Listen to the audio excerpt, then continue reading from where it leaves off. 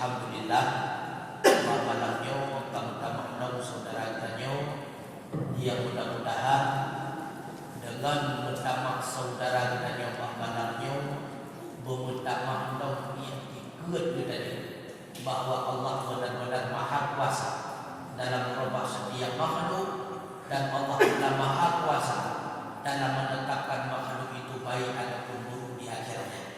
Nyoku sebagai bukti, biarpun kita lahir pada rahimnya orang kafir, hidup kita bersama orang kafir, andai kata Allah memberikan hidayah kepada kita, maka sungguh akhir kehidupan kita dalam keadaan mukmin. Kiranya Allah memberikan kita senantiasa hidayah, memberikan kita taufik, dan kita meninggal di dalam keadaan husnul khatimah.